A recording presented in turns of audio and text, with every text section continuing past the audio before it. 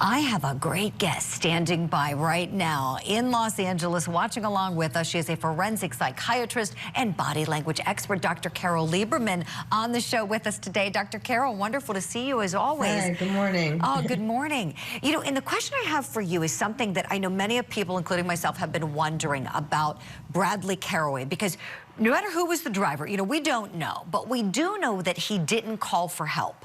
Whether he was the passenger or whether he was the driver, he didn't call for help and try to have Shanae Moorman rescued. We know he didn't try to get her out from underneath of that car, which can seem like such an inhumane, just downright cruel thing to do. Would you help us understand why that might have been, please, Doctor?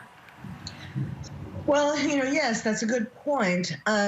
But he was incredibly drunk, as was she.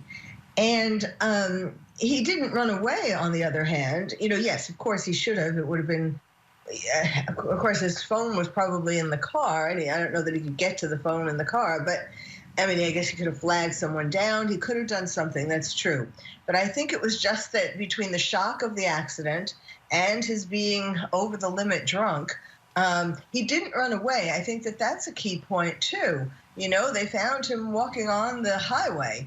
So I don't think that that goes either way. But to get back to what you were saying at the beginning, this is an amazing defense attorney. He is incredibly passionate. And I would think that there would be no way to not have some reasonable doubt, at least, from what he's been saying. Right.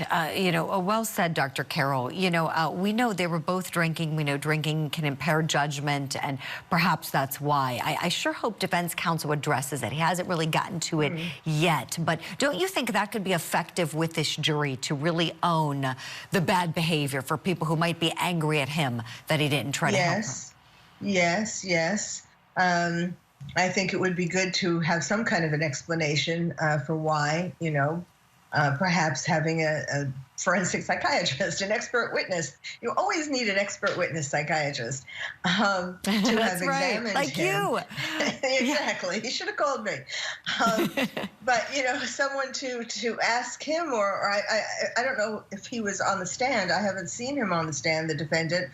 But, you know, something to have somebody. That's why it would be good to have like a psychiatrist examine him and ask him these kinds of questions. You know, what was your state of mind after the accident and so on?